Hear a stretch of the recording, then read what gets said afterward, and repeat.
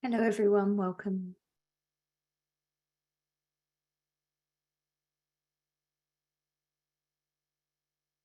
Just letting the waterfall of people come in. It's over 300 people here, how amazing. And I will pass it over to you, Jenna. Sure. Welcome to everyone from all across Turtle Island. It's very exciting to have everyone here today and to be a part of our launch of our new Every Child Matters challenge.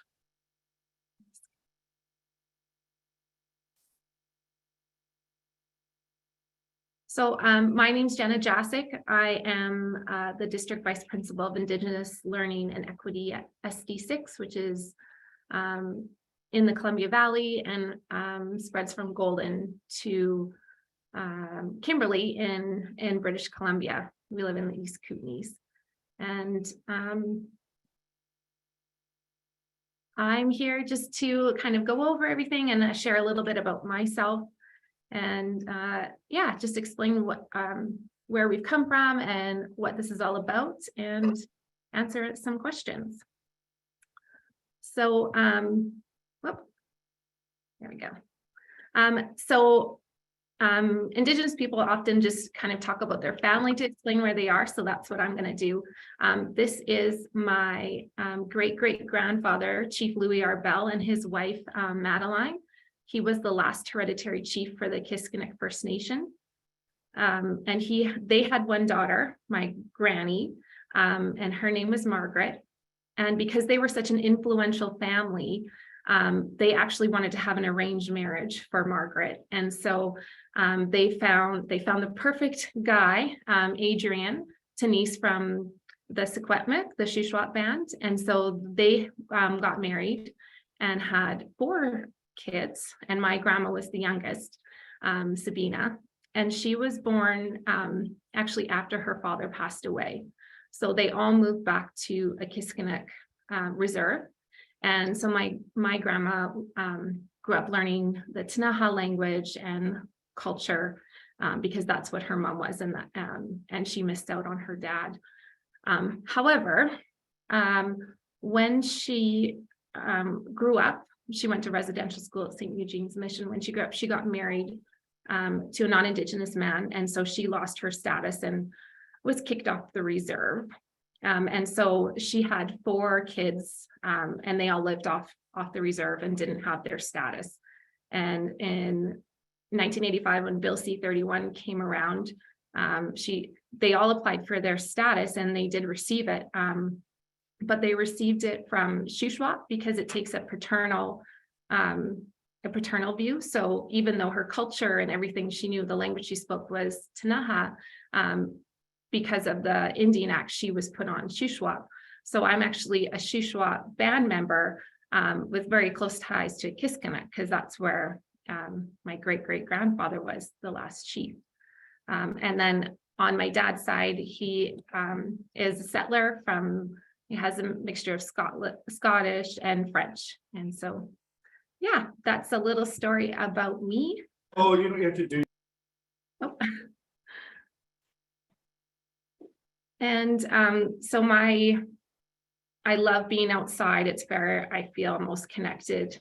I really take pride in taking care of the land and learning from the land. And I always want to share that with everyone I meet. I just feel like there's so many lessons that we can all learn. And I'm just so grateful to live where I live. It's such a beautiful place. And there's so many teachings that I can experience every day.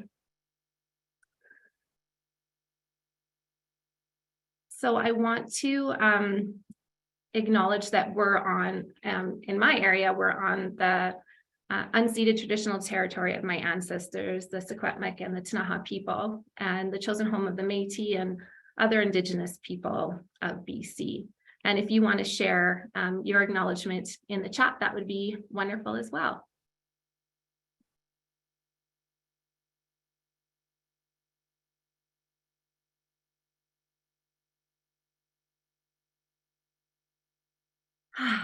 So the next thing I want to talk about is Indigenous knowledge and perspectives and how they're connected to outdoor learning. I think they're foundational, and the more we learn about the land, the more we understand the people that lived off the land for 10,000 years, and all the lessons that we can learn. I think the land is our greatest teacher, and I think the more time we spend outside, the more we understand why everything that around us is here. Those ecosystems help and take care of the land, and it helps us live in a good way. I'm really excited that there's so many non-Indigenous people and Indigenous people wanting to take this step towards truth and reconciliation. We all have so much to learn. I'm learning more and more every day on my path to truth and reconciliation. It's a long path, and like I said, I continue to learn and understand the atrocities that my people went through, and really try and have a compassionate and an empathetic lens. And I think it's so important that everyone takes time to learn about Indigenous people and before contact and after contact. And this course that we're talking about, the 4 Seasons of Reconciliation, is such a great introductory course on anti-racism and cultural sensitivity, and gives a beautiful snapshot of before contact and after contact. And I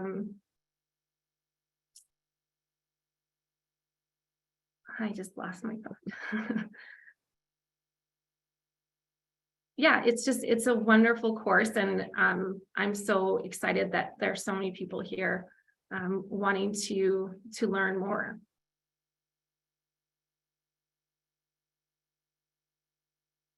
I think it's really important that we do, with all this learning, that we really do connect to our local places.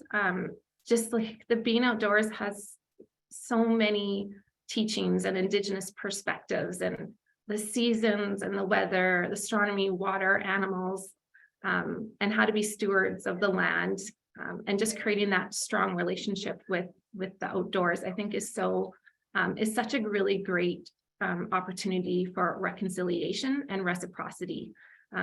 Reciprocity is really about more of giving and being grateful for what you're receiving, but always just kind of giving back. And it doesn't have to be to that person or that thing, but it's just really living in a beautiful place where you have understanding that you receive wonderful gifts, but you can also give wonderful gifts. Okay, so a little bit about the journey to how we got to this course is right after the 215 children were found at the Kamloops residential school, my colleague and friend Duncan from Seabean and Outdoor Learning Store, we decided to have flags, and you can see it in the picture there, the Every Child Matters flags. We really wanted to share that we were caring, and that we wanted to make a change, and just how important Indigenous learning is, and just our heartbreak for all of those children that never got to come home. And that's kind of where it started, and we've been working together ever since. We have all these meetings outdoors. It's where our greatest thinking happens. We've also learned it's also a great place to have, you can have really tough conversations or really fun conversations, but it's just such a safe place. And through those times, we've talked about truth and reconciliation, and what can we do now, and how can we help others come on their journey, because it is a scary spot to be, Indigenous or non-Indigenous. Is like, I'm learning about my culture. I didn't really know about it growing up, and so every day I'm learning something new, and we just wanted to share our learning. And so we thought about having this. Well, Duncan came up with the idea of having the Every Child Matters challenge, and I, of course, was on board. And what we thought about was just, what do we want people to know first, and what do we think are some important topics? So each week we would send out an email about learning and share our thoughts on it and have some different teachings and webinars on the certain subjects. And so we'd have elders and knowledge keepers from our area sharing knowledge. And it was such a great experience. And both Duncan and I learned so much about Indigenous culture and history. But of course, then we're like, but now what? And last year was my first year as being the district vice principal. And I really wanted to bring in truth and reconciliation. So I was doing a lot of research, and I found reconciliation education, which is part that created this course with First Nations University of Canada in Manitoba. And they,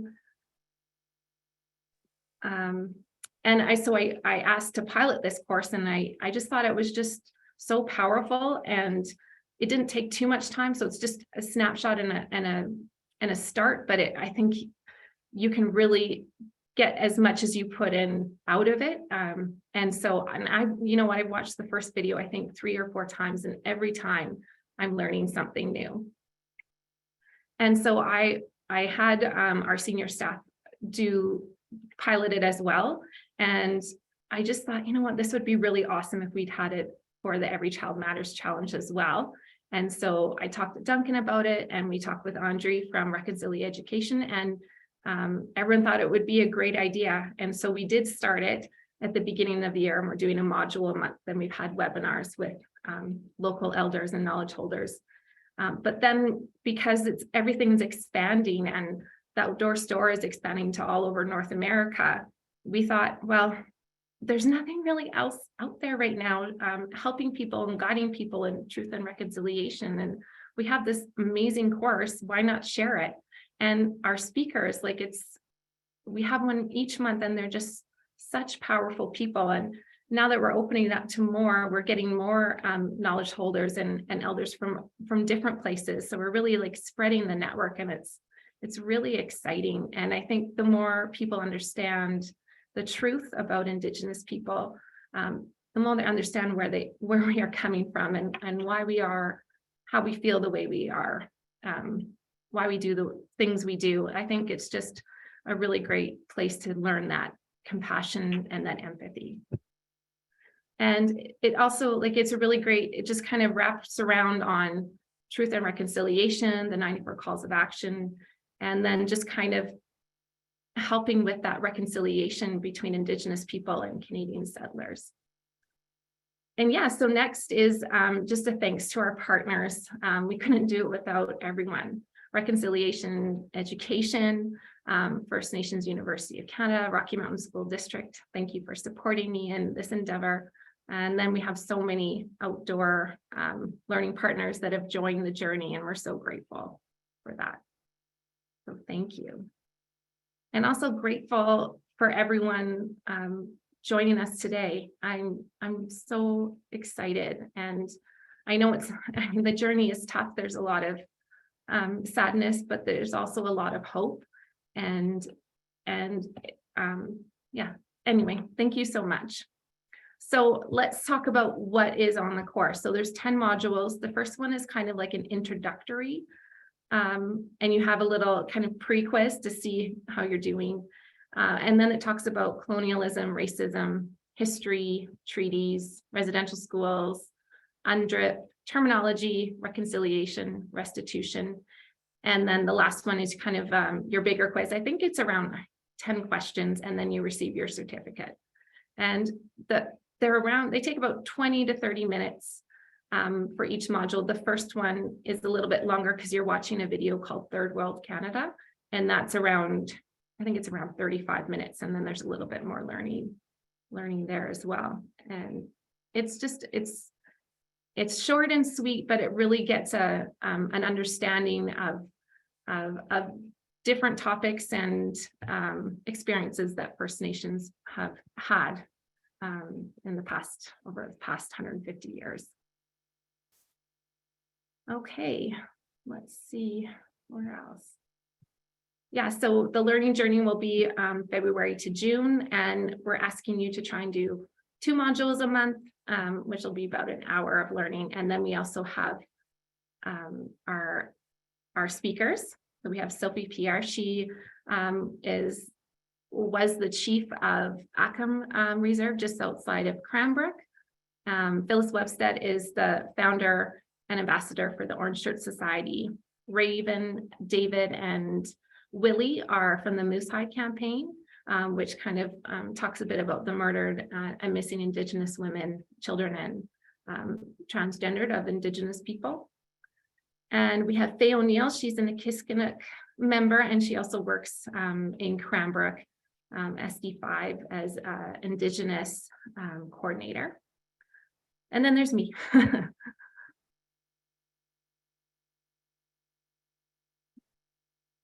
So at the end, so at the end, you're going to earn your certificate. And so that's nice to have, just show that you've worked for and that you are taking that step. That's really great. The webinars will be held on Thursdays, 3:30 Pacific time, 6:30 Eastern time, and then 4:30 Mountain time. And then majority of them, it just depends on the person if we can record them or not. And so we'll have those recorded for a limited amount of time.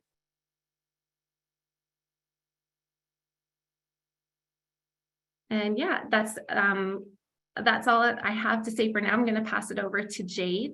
But thank you all for coming today, and look forward to your journey and sharing what you've learned and your experience. So Kukstem, thank you all. Kukstem, Jenna, thanks. I'm only here really briefly, but just to share with you, I'm a part of the organisation here. I am an environmental educator. I participated in the first Every Child Matters year-long learning journey and learned so much. And I work within this organisation. I live in the traditional and unceded territory of the Sinixt people, the bull trout people, who were declared extinct in 1956, which is just being revoked, fortunately. But it's a place along the Columbia River where I live in what's colonially known as Revelstoke, BC, is called Skihikan for the Sinixt people. It means where the ridgelines meet the water. And there's two big mountains that just overlook the Columbia River. And it's also an incredibly important place for fishing, hunting. It's been stewarded for millennia by the Secwepemc, the Shuswap people to the west, the Okanagan Silks to the south, and the Snaha people to the east as well. And there was beautiful relationships over different time and space. But I'm a non-Indigenous person living here, and you're like, so why am I talking then? And I'm talking because I am 70% of Canada. I am white, and what was 100% Indigenous before settlers came is now 0.02% Indigenous, and the majority of people here are me.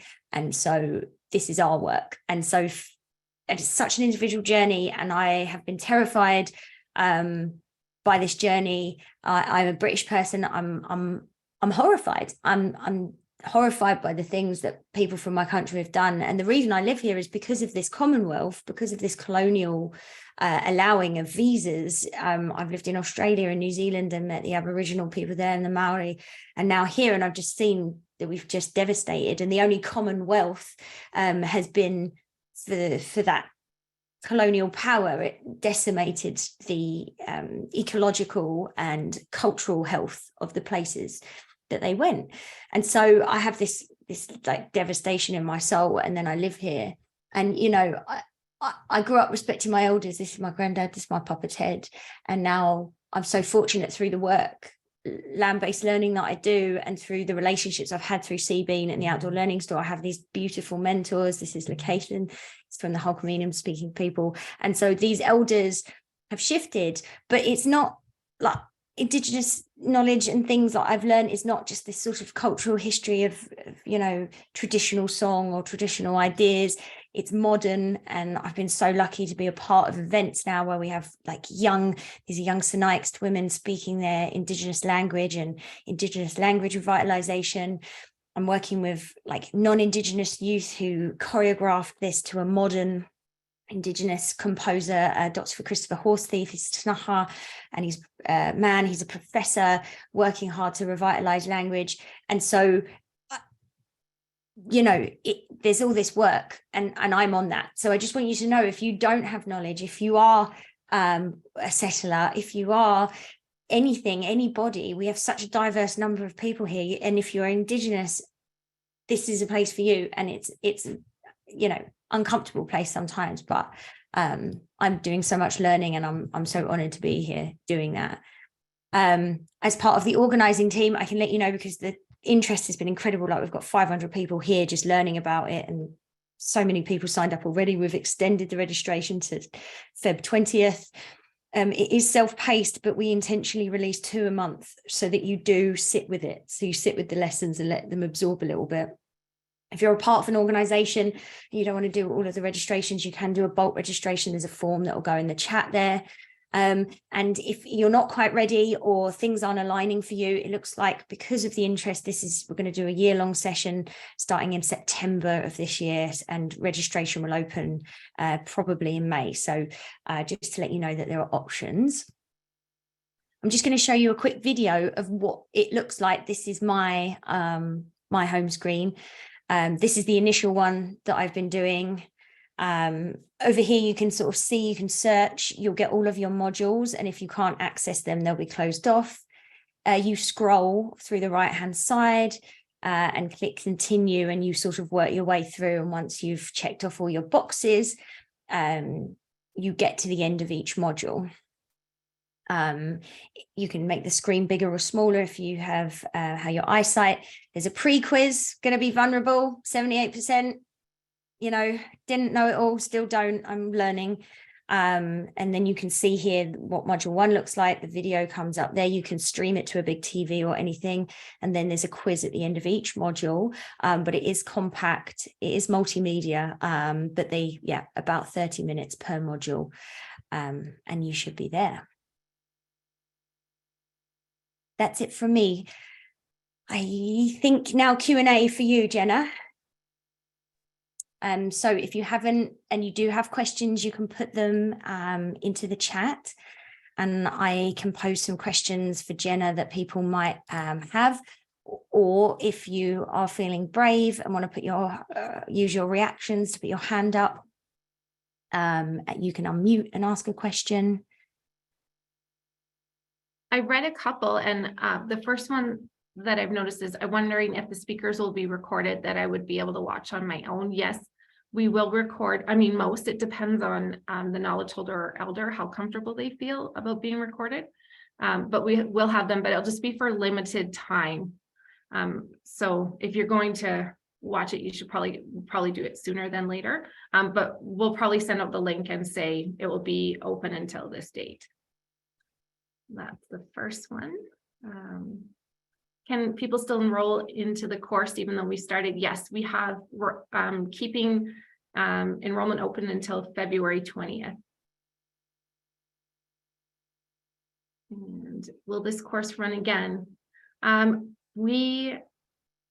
Yes.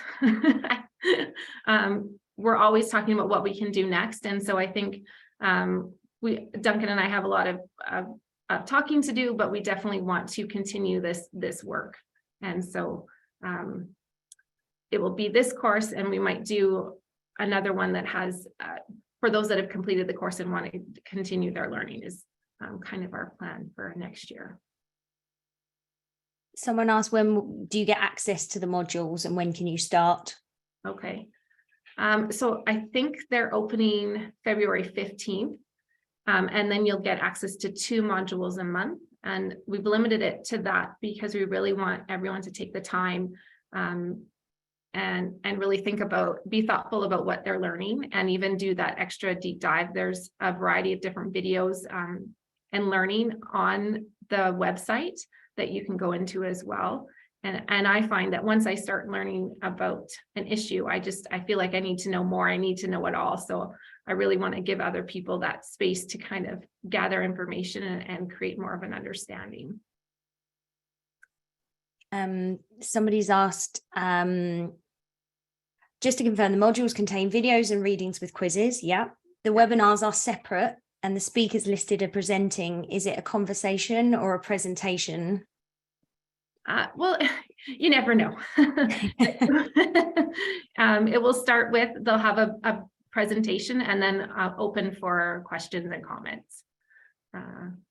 But I find that it's just kind of free flowing, and yeah. We are hoping to set aside a time for Q&A at the end of each one, so that there is an opportunity to interact. But yeah, as people share, they just share in their own way. Is it going to cover the same material or be extended for the September one? I don't really want to speak yet because we haven't had a full conversation about what next year will look like, but we'll definitely be doing more and adding to what we have. Somebody asked, can you do all of the modules right away, or do you have to wait for them to be released? Yeah, like I said before, we're just doing 2 modules a month, just to give you that time to, you know, decompress, really think about what you've read and what you've thought, and connect it to your own life, and then gives you time for more learning if you'd like to. Michelle asked about the schedule set for the speakers. If you go to the website link, the dates are on there. Agnes, you have your hand up. Would you like to unmute and share? Hello, good evening. Thank you. Thanks for the opportunity to ask. It's a comment and a question in parts. So the comment first, and thank you very much for giving us a brief insight into your background and your link and your motivation for this course. And you know, while you were speaking, it reminded me quite a bit, and not to take away from your experience, but it reminded me quite a bit of speaking to my grandparents, and also hearing their own experiences coming from colonized nations. And just, it seems like there's a lot of shared trauma when it comes to people that are from colonized nations. And I mean, with what you spoke about, and listening to my grandparents, doing the research, I really had to do a lot of deep dive into what's called trauma informed before I opened myself up to the information, and also deeper learning. And I was just wondering, how did you prepare yourself when it comes to intergenerational trauma, and also how it translates to present day and the reactions thereof to what's it called, the manifestations of intergenerational trauma from a trauma-informed lens? How did you prepare yourself in learning and continuing to learn, granted the what's called horrific, what's called sometimes stories and visuals you've been exposed to? Any tips and pointers? Thank you. Well, thank you for sharing your history as well. You know, there's many of us that have been marginalized, and it's just, and oppressed, and it's just heartbreaking that humans have treated each other so horrifically, and just the devastation and the intergenerational trauma. So my grandma was a residential school survivor. So she was raised by nuns and priests, and then she raised my mom and her siblings with not really having an understanding of what a family was. And so lots of trauma that my mom experienced growing up as well. So my grandma, of course, experiencing firsthand residential schools, and then my mom and her siblings living with a person that didn't know how to be a mother, was never taught mothering.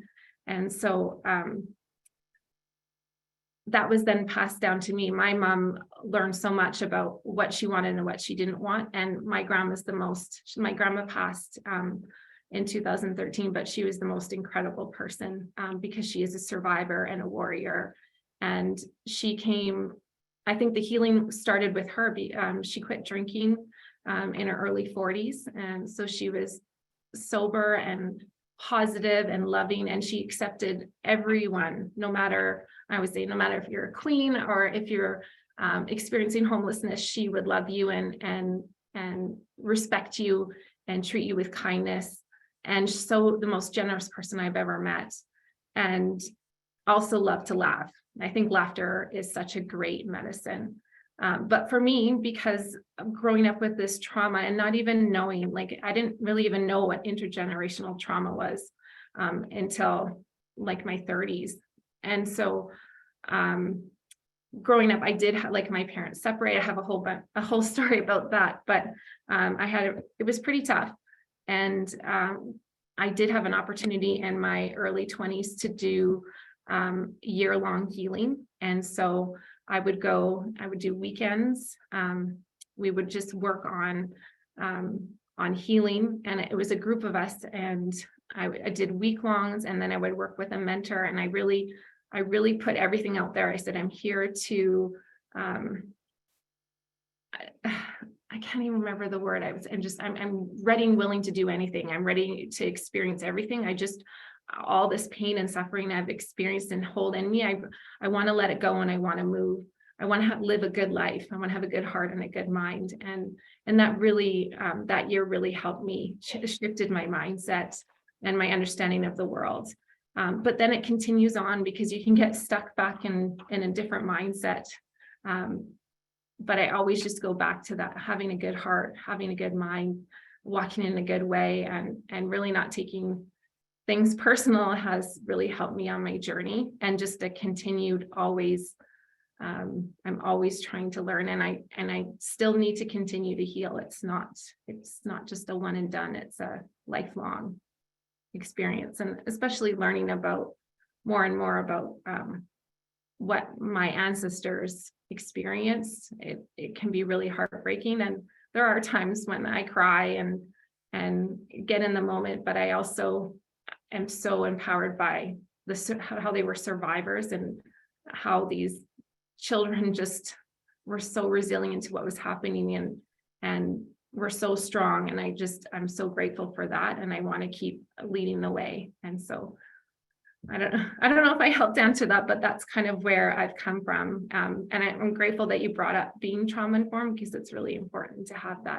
that sense, and to just give yourself like a safe place, and have patience, and really take care of yourself, and be gentle with yourself.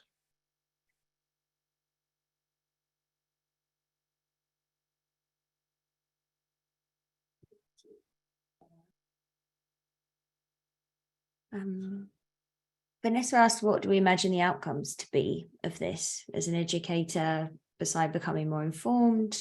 Is there a hope that you'll take the information, incorporate it into teachings, or people to take into their lives? I think it depends. It just depends on where you are in your journey. If you're just learning, I think it's a really good eye-opening place. And my hope is for you to shift your understanding of Indigenous people. If you're more on your journey, then I would encourage you to continue learning.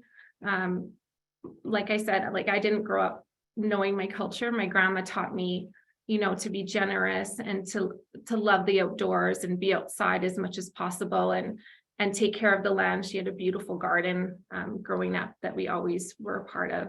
But I didn't have any of the culture or the songs or the dance. And so I continue as I grow to learn who I am, and the stories. I've always had stories in my heart, and now I'm kind of speaking them out, and it seems really connected to Indigenous perspective. So I'm really starting to feel growth there, and feel like my voice, the voice I've always had, is a voice that is true. And so that's where I'm growing. But every day I learn so much more about different oppressive and marginalized things that Indigenous people have experienced in Canada. And so I think there's always going to be a new step. And I think it's always like you sharing too what you know. We need more allies. We need more people that are standing up for us, and standing beside us, and walking with us. And I'm so grateful for Jade and Duncan. They really are my allies, because I can't do this work alone. Sometimes it's really hard, and I'm so thankful to have allies being able to share the same message that I'm sharing. So it's your own journey, and it'll be a lifelong journey. Thanks, Tina. Julie asked, how can we share how it might relate to educators in the US, for example? Because we do have there is a Canadian lens here at this moment, but Yes. I think because before colonization, North America, we walked in both sides, like there was no barrier, there's no border. And so a lot, like Tanaha has a lot of their bands are in the States, and the Secwepemc people have such a long journey, like we did cross over. And so, and the US also adopted residential schools. I think they were called boarding schools there, but it was a similar model. And so what the US Indigenous people have experienced is very similar to the Canadians, the Indigenous people of Canada. And so I think it's very closely related. It's really going to give you an understanding of your local Indigenous people and hopefully connect you more to the land that you live on, and how the local people took care of it for 10,000 years without really, they could leave and you wouldn't even know that they were there. I just think that's such a beautiful way to live, just really living off the land and taking care of the land and being connected. Thank you. Someone asked what unceded means. From my understanding and what I've learned is it's stolen land. It's just a little more politically correct to say. If you cede something, you give it. So it's ungiven land. Yeah. Stolen. Someone asked, can I also know if I'm asked what lands I live on, is it more respectful to include people, language, treaty, or is it redundant to say it all? Is that for a land acknowledgement, Jade? Yeah, I think so. Gosh, that's a good question. I think if you're able to connect with local Indigenous people, that's what I would do, is connect with your local groups, your local communities, and ask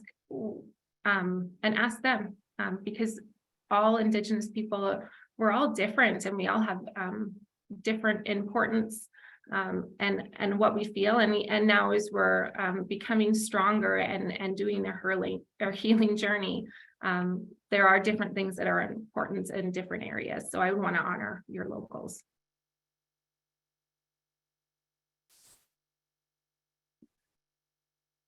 I think that's all the questions that I've seen. Wow. At this moment. those are some Breathe. good ones. Thank you for answering those. I know how intense it can be. Yeah, well, thank you all for asking. Oh, Shelley. Hi there.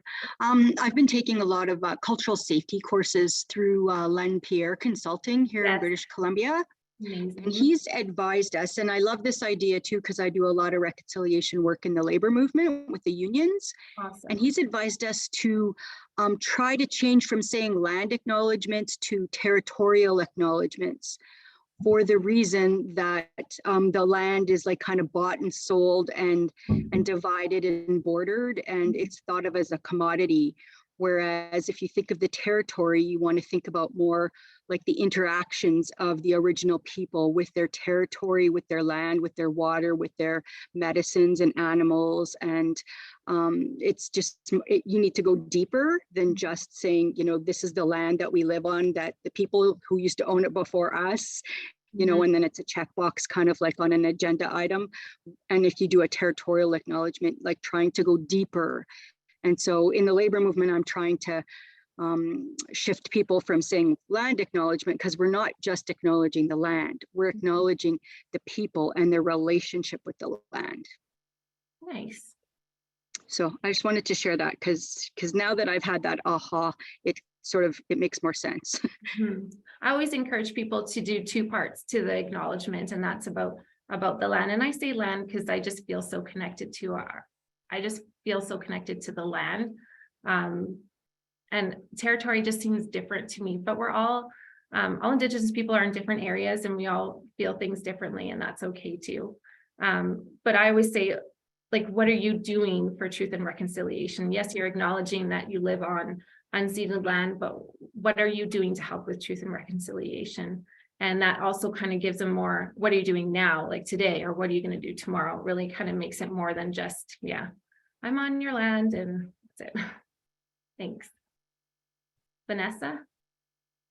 Hi, I'm an educator, and I just have a question whether the course will include some information about like kind of defining what is and is appropriation.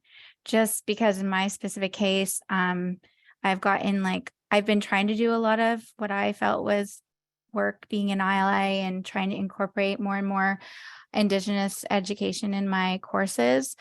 And then certain things that I've wanted to do, I've gotten pushback because I feel like my school board has a very specific, very narrow definition of cultural appropriation, just based on like conversation that I've had with Indigenous people about whether something is or isn't sacred. And so I was just wondering if there's going to be some discussions about that in the modules, like just like I'm a core French teacher, so my students' level is pretty low in their language that they're learning. So I try to do really simple things like we were talking about the Métis people, and we were looking at the Red River jig, and I had a tutorial that was made by a Métis person, but they said unless I can get a Métis person in to teach the jig that I shouldn't be using the video, which had been shared with me from a Métis person. And also I was making Bannock with one of my classes, and they said that I shouldn't proceed with that teaching anymore. But then I've had just really confusing conversations about whether like Bannock is or isn't like sacred, and like if if it's appropriation, if it's not something sacred. And again, all of this is just to kind of make the learning more profound, so it's not just like glossed over in a textbook, but they're like actually getting to kind of appreciate the culture of the Indigenous people in our community and stuff like that. So this is why I'm interested in this course, because I'm feeling like I was doing the right thing and then really getting my hand slapped, and now kind of feeling at a loss how to kind of move forward in my teaching. Well, I want you to shift your thinking away from getting your hand slapped and more of just learning. Because we all make mistakes, and I always say to everyone, I make mistakes all the time, and it's okay, because that shows that you're learning. And Indigenous perspectives, that's just part of your lesson. It's not an end all. It's okay. Now I'm going to try it a different way. And do you have a local Indigenous, like, do you have a I have reached out to the Métis Nation of Ontario, and we have the Highland Council in Kingston, but it's hard to find. It has been hard. I have tried to find knowledge keepers that can speak in French and can present in French. So at this point, I haven't been very successful in finding people, but that's not to say they're not out there. I just need to keep digging and keep emailing people. But I have reached out to a lot of like local. But do you have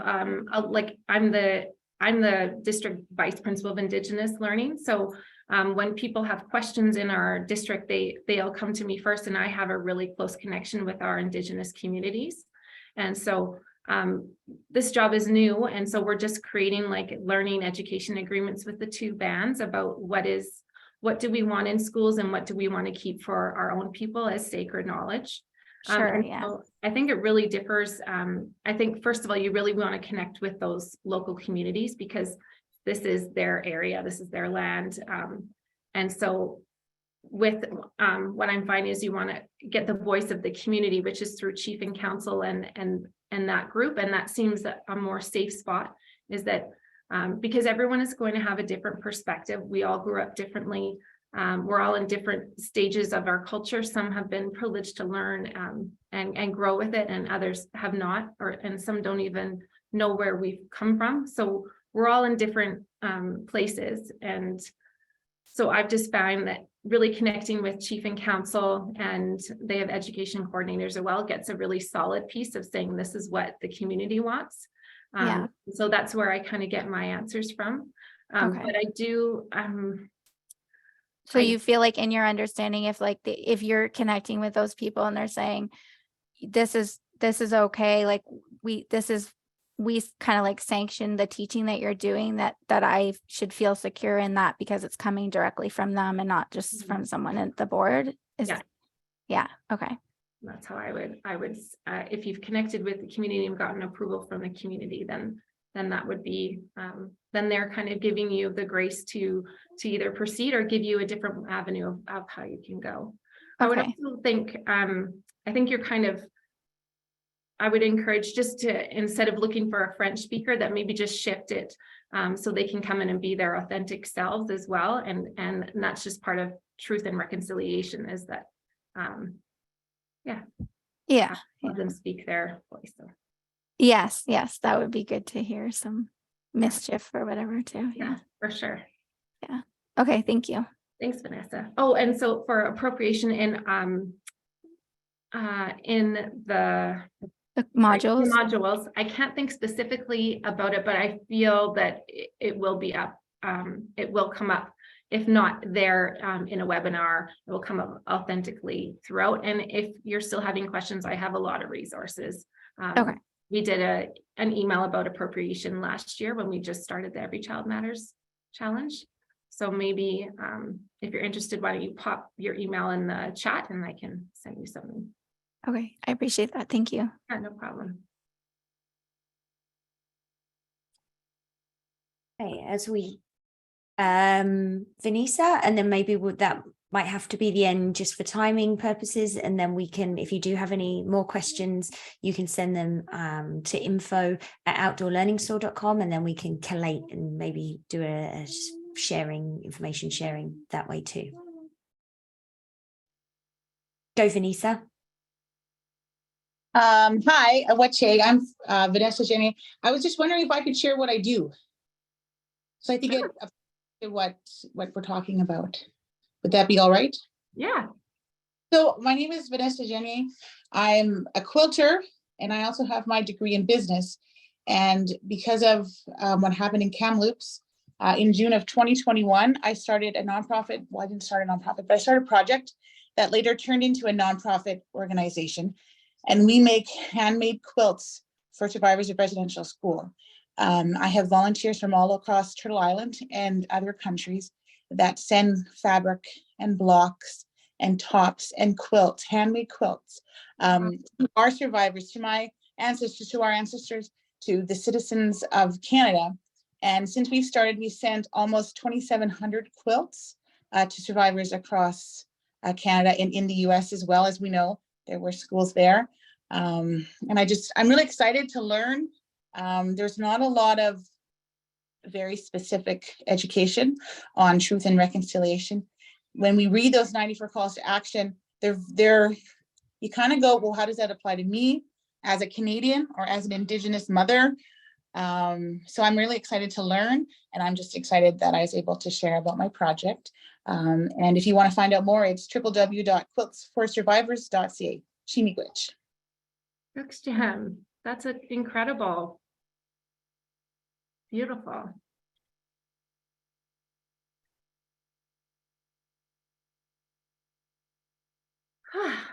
Okay. I think we'll probably close it here for now, but not goodbyes, like see you later. Thank you everyone for joining today. I'm just overwhelmed and grateful for the amount of people that have shown up. It really, it really feeds my heart with so much joy and gratitude that there's so many learners. Jade, is there anything you want to add? No, I don't think so. Just Liam Limt in the language of snipes and Kiksham. Thanks so much for joining. Yeah, any questions, info@outdoorlearningstore.com.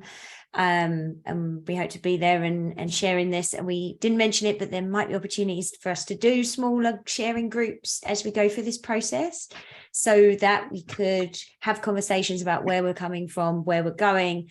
As an educator, I deeply connect with those feelings of like, am I doing this right? How do I go about this? And have lots of different perspectives that have all been different. And so it's a complex process, and it is difficult and confronting. So for anyone who here is uncomfortable with it, Me too. And just working on keep doing it and making mistakes and keep coming back to it and trying again. Thank you so much. I'm gonna end the meeting now.